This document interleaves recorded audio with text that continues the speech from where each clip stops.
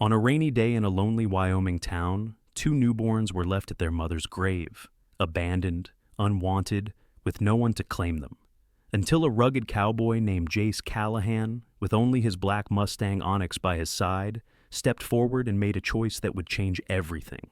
From that moment on, it wasn't just his life on the line, it was a fight for family, hope, and love in the face of law, danger, and betrayal. Where are you watching this story from today? Drop a comment below, I'd love to know. Wishing you a beautiful day. And don't forget to subscribe to the channel so you won't miss more inspiring stories like this one. Clearwater Ridge sat pressed against the foothills of Wyoming, where forests gave way to long stretches of prairie, and where spring always seemed undecided between thaw and storm. That morning, the town was hushed under a lid of gray clouds, the kind that weighed heavy with rain but refused to fall. The cemetery stood on the northern hill above the town, framed by cedar trees bent and twisted by wind, their branches whispering like old bones. A shallow crowd had gathered, merchants, wives, the blacksmith, the town's preacher, and Sheriff Jeb Crowley, each drawn not so much by grief as by duty. They stood in a crescent around a pine coffin resting beside an open grave. No hymn was sung, no tears shed, and beside the coffin, at the preacher's boots, lay a wicker basket carrying two newborns swaddled in cloth, their cries faint against the restless sky. Their mother, Mary Ellen Wicks, had died in childbirth 2 nights before. She had no kin here, no husband anyone knew, and her burial had been paid for by coins dropped in a rusted tin cup passed through the saloon and mercantile. Now her body lay in the coffin, ready for the earth, while her children trembled on its edge, unclaimed. Among the crowd stood Jace Callahan, though not as part of the mourning circle. He had lingered at a distance, hat pulled low, the rein clinging to his broad shoulders. Jace was in his early 30s, tall and muscled from years of ranch work, his skin bronzed and roughened by wind. His hair, black with sun-faded strands, curled against the edge of his collar. A faint scar marked the line of his jaw, a relic from a brawl in his wilder years. But his eyes, steel gray, sharp and tired, were what most people remembered when they dared look long enough. Jace had a reputation for solitude. He lived alone in a weathered cabin outside town, his parents long dead from a ranch fire that had taken almost everything he owned as a young man. Since then, he'd avoided ties, avoided trust, carrying his life like a burden rather than a gift. He broke horses when needed, hauled freight when he had to, and kept company only with his Mustang stallion, Onyx. Onyx was tethered a few yards back, stamping once against the damp ground. He was a striking beast, jet black, rippling with muscle, eyes deep amber like embers banked under ash. A wild-born Mustang, 10 years old, scarred on the flank from a wolf's bite, Onyx had once belonged to no man. It was Jace's patience and grit that had tamed him, but only partly. Their bond was less master and mount, more two survivors tolerating each other because the world was less empty that way. Onyx had an uncanny instinct, reading storms before they broke, predators before they lunged, men before they spoke. When the baby's cries carried across the hill, his ears flicked sharply, and he snorted, restless. The preacher, Reverend Alcott, a wiry man with a voice worn thin by years of small funerals, lifted his Bible. His words floated, brittle into the wind. Mary Ellen Wicks, may the Lord receive her spirit and guide her home. He closed the book quickly, his gaze falling away from the basket as though he feared what came next. Sheriff Jeb Crowley, a thick-set man in his 50s, with a gray mustache drooping over his lip, shifted uneasily. His brown eyes carried the weight of law, but also hesitation. Jeb had been sheriff for nearly 2 decades, a man who kept the town orderly without cruelty, though not without compromise. Now his gaze lingered on the infants, then on the townsfolk. "Well," he said gruffly, "that's that." The crowd began to disperse, one step at a time, like water draining from a cracked barrel. The merchant's wife muttered to her neighbor, "Best they be sent to the orphanage in Cheyenne." The blacksmith grunted, "Or taken by the church, what's left of it." A farmer shook his head. "Not my problem, not my blood." Their voices were hushed but sharp, each sentence another stone laid over the children, no one bent to lift them. The midwife, Hester Boyle, short and broad, with arms like hams and eyes sharp from decades of delivering babies, leaned over the basket. Her expression was torn between pity and exasperation. "Someone's got to see to them," she said, her tone accusing the entire hill. When her gaze caught on Jace, she barked, "Not you. You've got no wife, no family. Raising babies ain't work for a lone man." Others nodded, emboldened by her bluntness. "He's half wild himself," one voice muttered. "Man like that can't even sit at a church supper without looking like he wants to leave." Jace's jaw tightened. He had told himself to leave after the preacher's amen, to get back to the feed he'd bought, to ride Onyx out before the rain broke. He had no business here, no ties to Mary Ellen, no reason to care. Yet he couldn't step away. The sound of the twins' cries pierced through him, thin and desperate. He saw their tiny fists fighting against the swaddles, faces scrunched, one red with effort, the other pale and silent. Something in his chest shifted, an ache he thought long since cauterized. He remembered nights in his cabin, the fire burning low, silence pressing so hard he could hear his own heartbeat echo in the rafters. He remembered the emptiness after his parents' deaths, the sense that life itself had no tether, and in that moment he realized, if he walked away, he would never stop hearing their cries. He stepped forward, boots sinking into the mud. The midwife straightened, startled. "What are you doing, Callahan?" Jeb's eyes narrowed, but he didn't move. Jace stopped at the basket, rain dripping off the brim of his hat. "I'll take them," he said quietly. The words were simple, but they carried a weight that silenced the murmurs. Hester's mouth dropped open. "You got any idea what you're saying?" Jace's steel-gray eyes lifted to meet hers. "Number. But neither do they. Someone ought to try." The merchant's wife scoffed. "That's madness. He'll ruin them before they can walk." The blacksmith folded his arms. "Better a church than his cabin." Sheriff Jeb opened his mouth as though to object, but when his eyes met Jace's, he closed it again. Something in the man's gaze, steady, unyielding, made him mutter instead, "This ain't by the book, but maybe it's what's right." Jace crouched, his broad frame folding awkwardly, and slid his hands beneath the swaddles. His fingers were rough, scarred, yet impossibly gentle as he lifted the twins into his arms. One whimpered, then quieted, pressing into his chest. The other, the smaller one, stirred faintly and exhaled a fragile sigh. The weight of them was astonishing, heavier than any saddle or freight he had ever carried, not in mass, but in meaning. His breath caught. For the first time in years, the hollowness inside him felt filled. Behind him, Onyx stamped again, then lowered his head toward the basket as though sniffing the air the babies had left behind. The horse's breath steamed against the cloth, and to the astonishment of those still watching, the fussing twin calmed. A ripple of unease and awe moved through the crowd. "Would you look at that?" Hester whispered. "The beast took to him." Jace glanced back, and for a fleeting second, it seemed as if the horse and children belonged to one another already, as though fate had tethered them. Without another word, Jace adjusted the bundles against his chest, tucking them under his duster to shield them from the damp. His arms locked around them, protective and steady. He walked toward Onyx, each step deliberate. The murmurs behind him rose again, but none stepped forward to stop him. He set his boot in the stirrup, swung into the saddle with a controlled ease that spoke of long years in the saddle, and gathered the reins in one hand while keeping the children close with the other. Onyx shifted, then stilled, sensing the precious cargo. Rain began to fall at last, thin needles of cold against skin and leather, but Jace hardly felt it.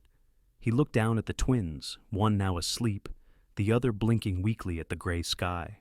His voice was low, meant only for them. "You're with me now, and I don't walk away."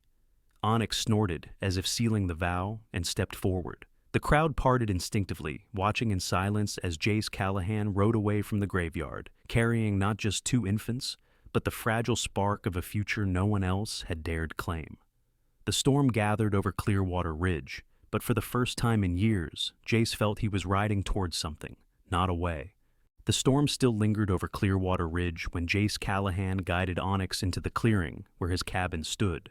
A low structure crouched against the tree line, with smoke stains marking the roof beams, and the scent of wet pine hanging heavy in the air. Night pressed down like a blanket, and the only sound was the stallion's hooves sucking into the mud. Beneath Jace's duster, two small bundles stirred faintly against his chest, their shallow cries muffled by the coarse wool. He dismounted stiffly, shoulders sore, his body aching not from the ride, but from the strange burden of carrying lives so delicate they seemed to weigh more than any saddlebag of iron. Inside, the cabin was cold, the hearth dead, the stove hissing uselessly. Jace laid the babies on a folded quilt near the fire pit and coaxed the embers back, adding pine splinters and blowing until flame sprang alive again. The light revealed the raw lines of his face, his eyes hollow with fatigue, yet softened as he glanced at the twins. One whimpered, a high, sharp cry that cut through the silence, while the other coughed weakly, his chest rattling like a brittle reed in the wind. Jace stared, his calloused hands hovering uselessly. He could mend fences, break broncs, survive blizzards. But this was a trial foreign to him. He rummaged through a trunk pushed against the far wall, the one that still held remnants of his mother's life, scraps of cloth, an old shawl, a cracked mirror. At the bottom, he found a small glass flask once used to carry spirits. He scrubbed it clean with hot water, then tore a strip of sheepskin and bound it over the mouth with twine, fashioning a crude teat. He filled it with goat's milk left from a neighbor's herd, warmed it carefully over the stove, and tested it against his wrist. When he touched the makeshift bottle to the lips of the coughing infant, the child latched weakly, drawing breath between small gulps. Relief swept through Jace like a tide. He fed the other, awkward hands holding both bottle and child, his broad shoulders hunched with concentration. The first night stretched endlessly, marked by cries, coughing, and the hiss of the fire. Jace paced the floor, boots groaning against the boards, whispering in a low, gravelly voice that surprised him with its gentleness. He sang fragments of trail songs his father once hummed by campfires, rough tunes with no melody, yet they seemed to steady the children, or perhaps steady him. When dawn came, pale and brittle over the ridge, the twins still breathed. He had survived the first night, and more importantly, so had they. Onyx remained restless outside, circling the cabin, ears pricked toward the ridges. From far off came the keening howl of wolves. They did not approach, but their voices curled around the clearing like smoke. Each time, the stallion lifted his head, muscles taut, amber eyes glowing in the firelight, as though daring the predators to draw nearer. Jace took comfort in the animal's vigilance, knowing that while he bent over the cradle, Onyx guarded the outer dark. The days that followed were a blur of exhaustion and trial. Jace learned to swaddle the children tighter, so they would not slip free of their blankets. He rocked them when they screamed until his arms quivered, counted breaths when the boys' cough grew rough, wiped tiny mouths with the corner of his shirt. Food grew cold on his plate, coffee turned bitter, but he scarcely noticed. There was a new rhythm now: feed, cradle, soothe, stoke fire, repeat. Somewhere in his chest, a stubborn resolve had taken root. On the second day, Jace rode into town with Onyx, one infant strapped against his chest, the other left with the midwife Hester Boyle for an hour. Hester, red-cheeked and sharp-eyed, scolded him the moment he walked through her door. "You're a damn fool, Callahan. A man alone can't keep two newborns alive." Yet she handed him jars of goat's milk, strips of cloth for swaddling, and brusque instructions he memorized like gospel. She muttered all the while, but her hands moved quickly, showing him how to hold the child upright when feeding, how to rub its back until a soft burp rose. Jace listened, nodding once, and said little. When he left, she stood at her doorway, arms folded, watching him ride away as if she couldn't quite decide whether to curse or pray for him. Clearwater Ridge was too small for secrets. By the third day, the mercantile buzzed with whispers. Mrs. Halpern, who ran the general store, shook her head fiercely. "Mark my words, the law will take those babes soon enough. Can't have them rotting away with a man who barely speaks to his own kind." The merchant's wife agreed, lips tight with judgment. Only Caleb Rourke, the blacksmith, spoke otherwise. He was a broad-shouldered man in his 40s, hair iron gray, arms corded from years at the forge. "I've seen the way that horse of his stands guard," Caleb said in his slow, deep voice. "Sometimes the wild know better than us what needs protectin'." His defense drew a few nods, but more scoffs. The town was not convinced. Back at the cabin, Jace found himself speaking to the children, though they could not answer, muttering low promises into the firelight. He thought of the girl's cry, sharp, pleading, and of the boy's clenched fist, stubborn even in sleep. Words stirred in his mind like sparks: mercy, strength. They were not yet names, not spoken aloud, but thoughts he held close, as if testing their truth in silence. Sheriff Jeb Crowley came one evening as the sun bled into the horizon. He rode his bay gelding slow up the trail, his frame stooped with years, his mustache drooping heavy. He dismounted at the cabin and stood long before knocking. Jace opened the door, the smell of milk and wood smoke curling into the night. The sheriff's eyes flicked past him to the crate beside the hearth where the twins slept. He frowned, lines deepening around his mouth. "By the law," he said, voice rough, "they ought to be elsewhere, an orphanage, a family fit for it." Jace's jaw hardened, but he said nothing. Jeb looked longer, his expression softening against his own words. "But I'll not be the one to drag them from your arms. Not yet." The silence stretched, fire crackling behind Jace, Onyx stamping outside. Jeb tugged at his hat brim. "Just know the town's watching, not all of them kind." Then he mounted and rode away, leaving Jace with the knowledge that suspicion grew thicker than any storm cloud. That night, Jace sat against the wall, one infant cradled in his arm, the other stirring in the crate. The firelight painted the cabin in the hues of gold and shadow, and outside, Onyx stood steady beneath the stars, a black sentinel. Jace's eyes burned with weariness, yet for the first time in years, the silence of the room felt full instead of hollow. He whispered to the children, not words of certainty, but words of stubborn promise, that he would not walk away, no matter how the world judged him. The thaw of early spring came grudgingly to Clearwater Ridge, the ridges still striped with snow, while the valley floor lay in mud and damp fog. The pines whispered with meltwater, and the air carried the bite of cold, even as sunlight tried to break through. In Jace Callahan's cabin, the stove hissed, filling the one-room home with the mingled scent of smoke, pine resin, and warmed milk. The twins dozed in their crate beside the fire, their breaths fragile but steady, while Jace moved with quiet routine, feeding, rocking, or whispering low trail songs in a voice roughened by fatigue. Outside, Onyx circled the clearing, his black coat gleaming even under clouds, ears twitching at every sound beyond the tree line. The stallion seemed unable to rest, and though Jace told himself it was only the nature of wild blood, a part of him knew better. Onyx had begun to sense what he himself had felt these last days. Eyes upon them, watching. Word of Jace's choice had not only spread through the town, but beyond. A telegram had rattled its way to Cheyenne, reaching a woman whose name carried weight in more polished parlors than backwater cabins.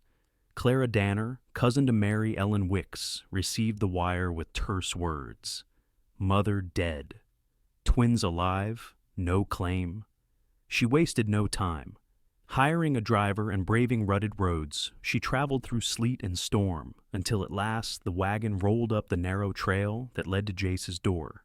Jace saw it first through the thin window, a dark shape creeping closer until the rattle of wheels broke the clearing's hush. He stepped into the doorway with one child strapped to his chest, the other stirring in the crate behind him, his hand resting near the rifle leaned against the jamb.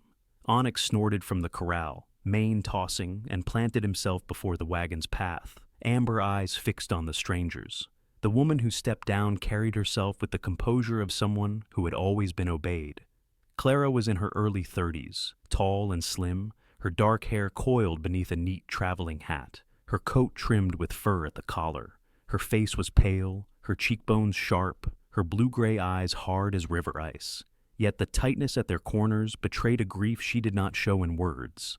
Behind her, the driver, a man in his 50s with stooped shoulders, weather-battered skin, and weary eyes, stood silent, reins loose in his hands, watching as if unwilling to interfere.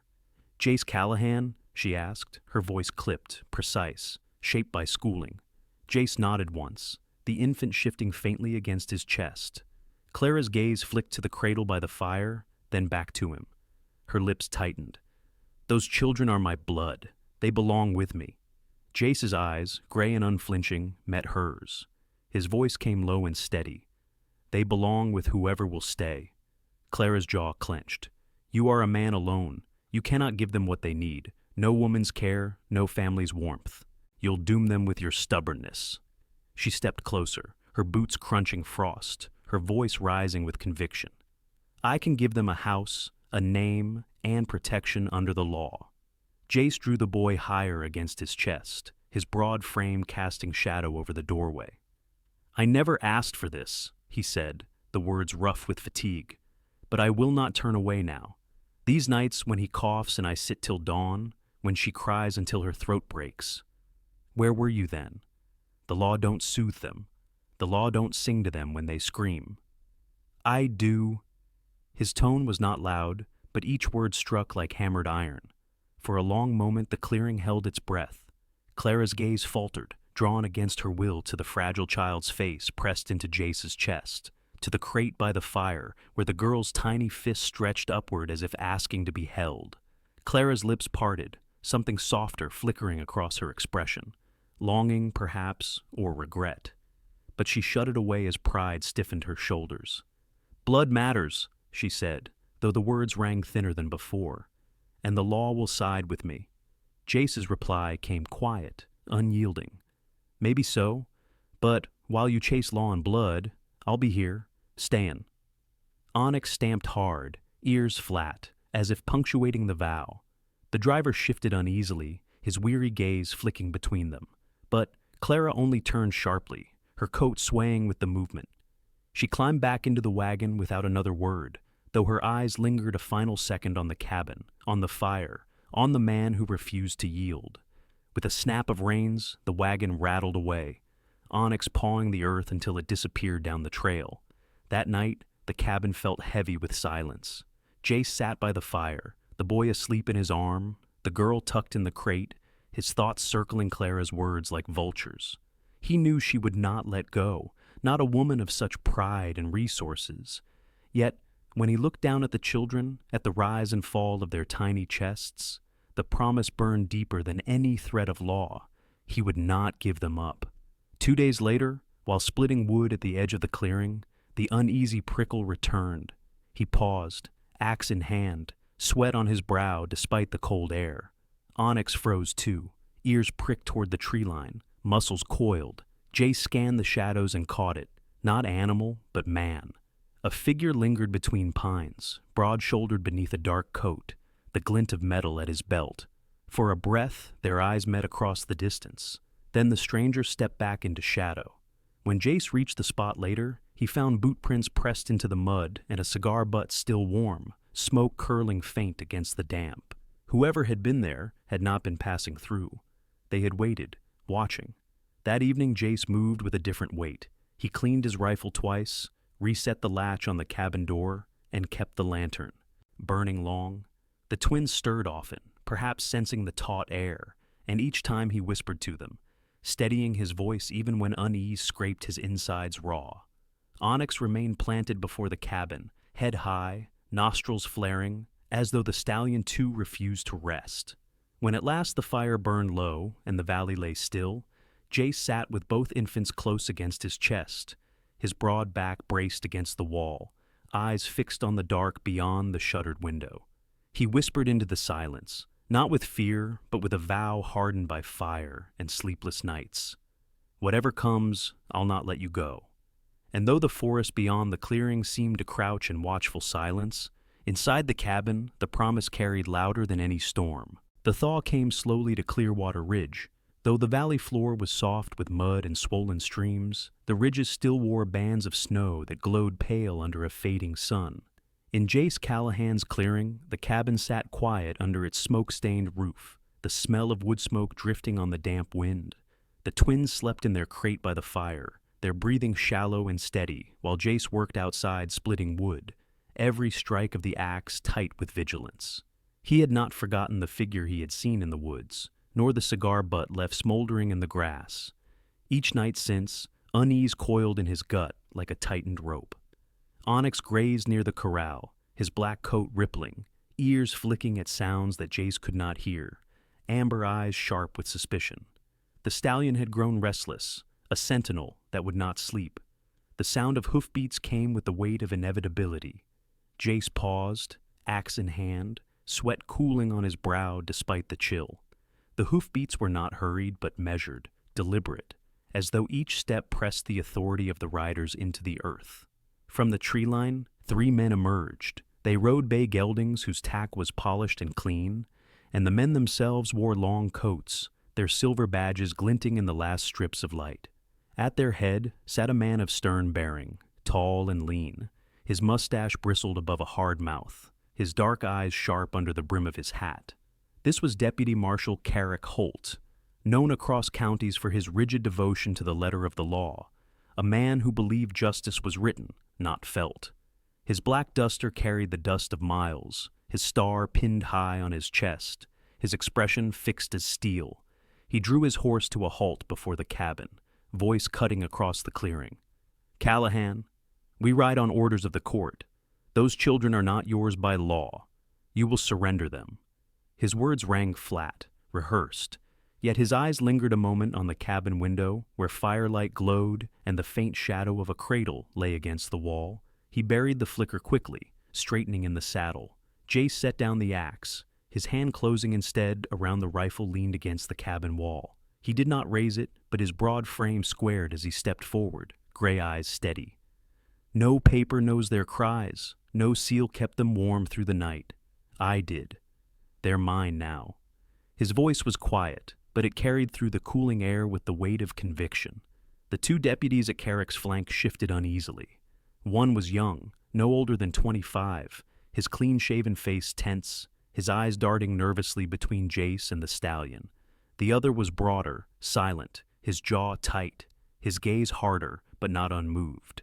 Onyx stamped forward suddenly, his hooves striking the earth with a sharp crack. The black Mustang's ears pinned flat, nostrils flaring, his amber eyes burning with defiance. The deputy's geldings sidestepped, unsettled by the stallion's presence.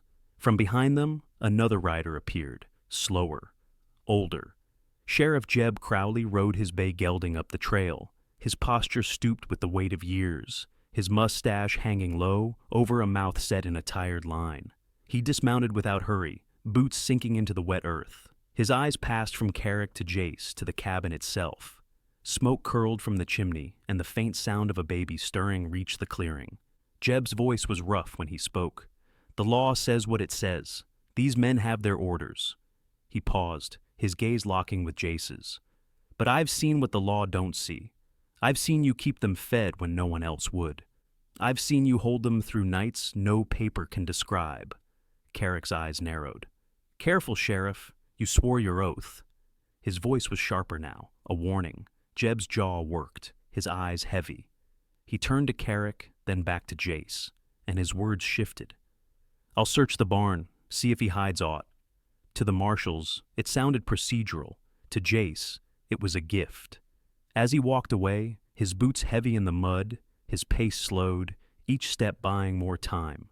Carrick straightened in his saddle, his voice hard as iron. "You have until dawn, Callahan. If you resist, the law will break you, as it breaks any man who stands against it. Think on that." With a sharp tug at the reins, he turned his horse. The deputies followed, their silhouettes fading back into the shadows of the pines as dust swallowed the ridge. Silence pressed heavy once the hoofbeats faded. Jace exhaled hard, the breath shuddering from his chest. Onyx stepped close, shoulder brushing Jace's side, a living wall between him and the dark woods. Jace set his hand on the stallion's neck, rough fingers gripping the warm hide. "We'll hold," he murmured. When night fell, the cabin became a fortress. Jace worked by lamplight, his broad frame moving with relentless focus. He hammered planks across the door, stacked sacks of grain against the shutters, and smudged the fire so its glow would not betray them through the cracks. He strung wire snares along the trail, remnants of tools once meant to break wild colts, and carved stakes to drive into the ground as barricades.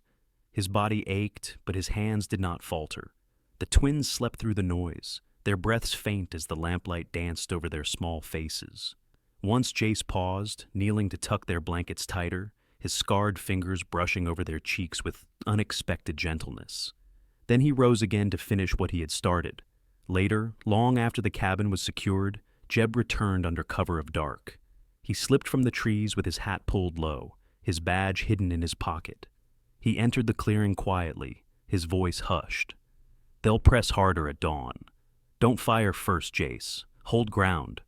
Let me speak what reason I can." His eyes fell to the crate by the fire, where the children stirred faintly, and his voice thickened. "Not every man wears a badge blind." He lingered only a moment, then melted back into the trees. Onyx did not rest. The stallion stood tall outside, black as night against the faint glow of the hearth, ears pricked and body taut as a bow. To Jace, he was no longer just a horse, but a living emblem, a spirit born of wilderness that would not bow, carrying in his stance the same vow Jace carried in his chest. When the night deepened, the ridge carried new sounds. Wolves howled from afar, and beneath their voices came something heavier. The faint rhythm of hoofbeats echoing in the distance, too steady to be mistaken for wild game. Onyx reared suddenly, a shrill cry ripping into the darkness, his hooves striking sparks from the stones. The cry echoed like a warning across the valley, fierce and unbroken. Inside, Jace sat with the rifle across his knees, the twins close against his chest. His eyes were steady, his breath slow, his heart pounding with the weight of what dawn would bring. Whatever came with the lawmen, he knew one thing without doubt: he would not yield. Dawn came cold and brittle across Clearwater Ridge, the kind of morning where every breath smoked against the air and every sound carried sharp across the valley. Jace Callahan had not slept. He sat in the cabin doorway with the rifle across his knees, the twins bundled safe inside near the fire, his broad shoulders squared as if he could hold back the world alone. Onyx shifted in the clearing, his black coat shimmering in the pale light, nostrils flaring, ears pinned to catch every sound. From far down the trail came hoofbeats, steady, unhurried, the sound of law and power drawing near. Out of the trees rode Deputy Marshal Carrick Holt, his black duster sweeping behind him, his silver star gleaming like cold fire in the sun. His face was cut with lines of duty, his dark eyes carrying no warmth, only the certainty of orders. Two deputies flanked him, their geldings blowing hard in the frosty air. Behind them came a line of wagons and riders, townsfolk stirred from their homes by Clara Danner, who had urged them to follow and see justice served. Some came out of curiosity, some from duty, others from the pull of gossip, until it seemed the whole town was being led up the trail. At the rear rattled Clara's carriage, her figure tall and proud inside, her pale face framed by a fur-trimmed coat, her lips pressed thin, but her eyes restless with something harder to name. The clearing grew silent when Carrick dismounted, his boots grinding frost, his voice cutting through the crowd. "Callahan, time's up. Bring out the children. The court has ruled, and its word will not wait." He lifted a gloved hand toward the cabin, his tone flat as stone. Jace stepped forward from the doorway, rifle low but steady, his gray eyes unflinching. His voice came rough with weariness, but strong with resolve. "Those children are not lines on a paper. They're breath and cry and long nights, and I've kept them alive when no one else would. You can call it law, but I call it staying." The words hung heavy, and murmurs rippled through the gathered townsfolk. Carrick's jaw clenched. "You stand against the law itself, and any who side with you will share the price." His gaze swept the crowd, daring them to answer. For a moment none spoke, but the silence was broken by Caleb Rourke, the blacksmith, stepping forward. His broad frame cast a long shadow in the morning light, his hammer-calloused hands curled into fists. "I've seen the man keep those babes alive. That's more claim than paper has. He's proved it by sweat and nights none of us offered to share." A murmur of agreement rose, cautious but growing, and faces turned not toward Carrick, but toward Jace. Clara moved then, stepping down from her carriage, her coat sweeping the frost. Her face was pale but flushed with conflict, her eyes sharp yet shadowed with doubt. At first she stood close to Carrick, her voice clipped. "By blood they are mine. By law I have the right." But her words faltered as her gaze turned to the cabin, to the faint shape of the cradle by the fire, and to the stallion stamping before it, unmovable. She heard Caleb's words echoed by others, felt the tide shifting, and something in her cracked. Her next words came softer, trembling. "I thought heritage was enough, but I see now what heritage cannot do. He stayed when no one else would." She turned her eyes to Jace, and there was no pride in them, only recognition. The children belong where they are loved. Carrick's eyes burned. He stepped forward, his hand brushing the revolver at his belt. "Law does not sway with sentiment. Orders stand. I will take them." But as he advanced, Onyx surged forward, hooves striking sparks against stone, his cry tearing into the morning like thunder. Carrick's gelding balked and stumbled, the deputy's mounts sidestepping in fear. Jace lifted his rifle higher, not aimed to kill, but high enough to tell the truth of his intent. And then something else moved. The villagers stepped forward, one by one, forming a wall between Carrick and the cabin. The marshal barked a command, his voice cracking with anger. "Advance!"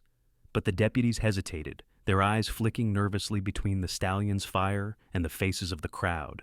Carrick's fury deepened, and it was then that Sheriff Jeb Crowley stepped forward, his boots sinking heavy into the mud. His face was lined with years of duty, his mustache drooping, his eyes full of burden. He looked long at Carrick, then at Jace, then at the cradle by the fire. His voice came rough, torn between law and truth. "The law is meant to shield life, not break it. I've worn this badge long enough to know when it's being used like a weapon."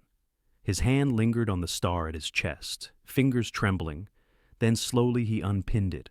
The badge fell into the mud with a dull thud. "If that makes me lawless, so be it. I stand with the man who kept them alive."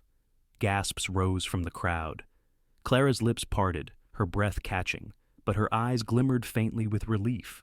Caleb stepped closer, his shoulders squared beside Jace, and others followed, men and women forming a line across the clearing, their resolve plain. Onyx pawed the earth, nostrils flaring, amber eyes fierce as flame. Jace's rifle remained steady, but he felt the weight shift. The burden was no longer his alone. Carrick barked again, louder, angrier, but the deputies did not move. Their horses skittered, refusing to face the stallion's fury, their riders pale with doubt. Carrick spat into the dirt, his face flushed red with rage. "You've chosen your side, may you live with it." He mounted sharply, tugged the reins, and the three marshals turned back into the trees. The clearing exhaled at once, the tension breaking like a storm's edge. Jace lowered the rifle slowly, his chest heaving with a breath he had held too long. Onyx stood tall, black and gleaming, stamping the earth with finality. Jeb placed a hand on Jace's arm, his voice softer now. "It's not done. Men like Carrick don't forget, but you're not alone anymore." Jace looked to the crowd, their faces sober but steadfast, then to Clara, who met his eyes with something new, respect, even a quiet surrender. He nodded once, voice rough but sure. "Then we'll stand together." The sun lifted higher, casting gold across the ridge and the people who filled the clearing. For the first time since that rain-soaked burial, Jace felt the weight of loneliness ease. The law had come with its star and its threats, but it was the fire of the people, the cry of a stallion, and the courage of a weary sheriff that had held the line.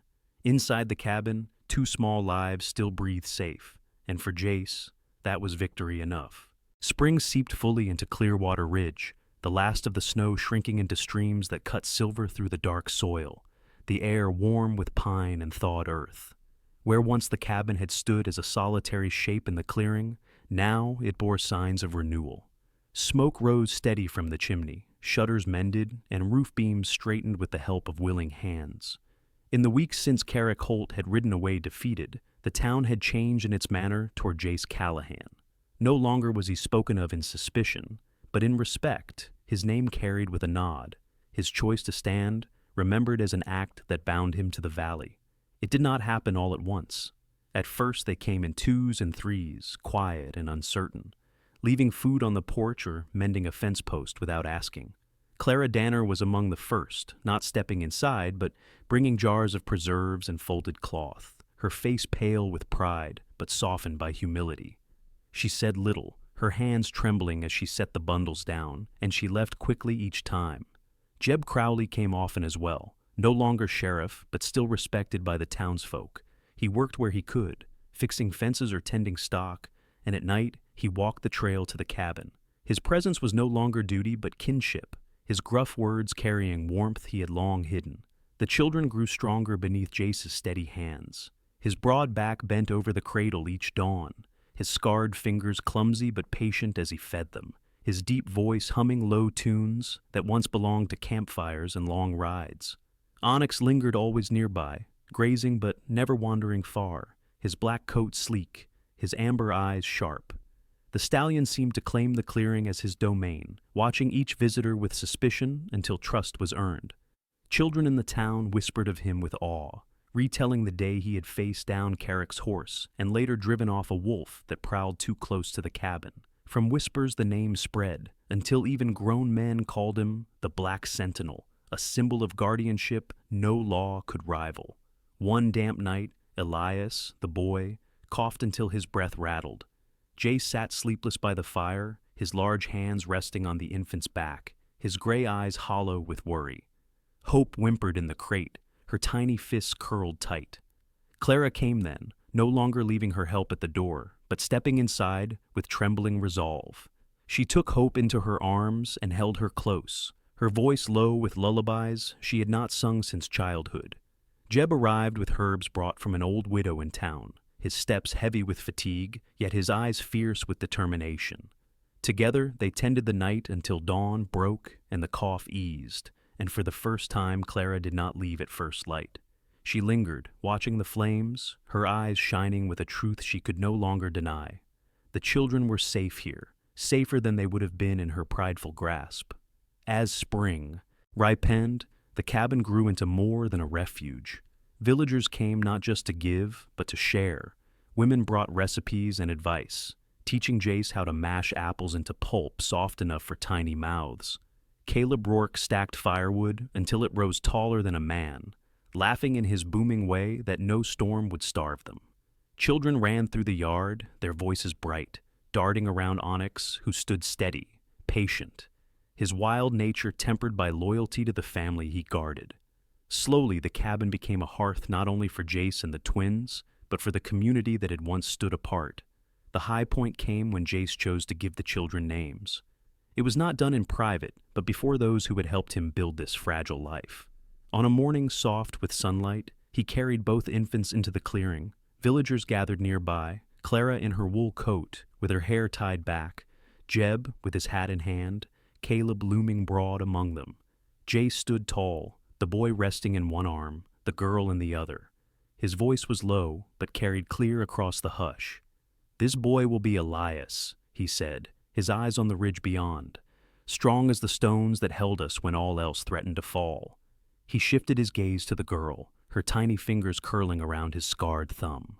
"And she will be Hope, because that is what she gave me when I had none left." The clearing held its breath. Jeb bowed his head, his lined face softened. Clara's lips parted, her eyes shining, though no words came. Caleb lifted his arm with a cheer that rang against the trees, and others echoed, voices rising with approval until the names seemed etched into the valley itself. Elias and Hope. Two lives once unwanted, now claimed by a father's vow and a community's witness. Weeks later, when the thaw loosened the soil and the brook behind the cabin ran clear, the town gathered again for a supper beneath the pines. Benches and lanterns were carried up the trail, bread and roasted meat filling the air. Under the stars, laughter replaced suspicion, and where there had once been judgment, now there was kinship. Clara held Hope with steady arms, her voice quiet but sure as she soothed the child. Jeb rocked Elias clumsily, muttering under his breath, his weathered face softened by the smile of a man who had chosen rightly at last. Caleb raised his mug high, his voice booming as he toasted not blood but choice, not law but love. Jace stood among them, Elias against his chest, Hope in Clara's arms, Onyx's shadow tall against the firelight. His gray eyes lifted to the sky, softened now by the weight of belonging. The man who had once been alone in silence had become a father, a guardian, and a keeper of warmth. The cabin was no longer just wood and stone, but a home where names were spoken and remembered. When the night deepened and lanterns dimmed, he carried the twins inside, laying them in their cradle. He sat beside the fire a long while, listening to their soft breaths, the steady rhythm of Onyx outside the door, the faint murmur of voices drifting away down the trail. He thought of the road that had brought him here, of loss and loneliness, and of how 2 small lives had turned it all to meaning. He leaned down, kissed each tiny forehead, and whispered rough but tender, "Elias, hope, we are home." Sometimes the greatest miracles are not the thunderous signs from heaven, but the quiet choices of love made here on earth. Jace Callahan was once a man with nothing, yet when he chose to open his arms to 2 abandoned children, God turned loneliness into family and sorrow into joy. That is the miracle of our Lord, working through simple human hands, reminding us that in everyday life we too can protect, nurture, and bring hope to those who need it most. If this story touched your heart, I invite you to share it with someone who needs encouragement. Leave a comment below with your thoughts, and subscribe to the channel so you never miss another story of faith and love. May God bless you and your family with strength, comfort, and miracles in your own journey. And if you believe in the power of God's protection, write amen in the comments to stand with this message of hope.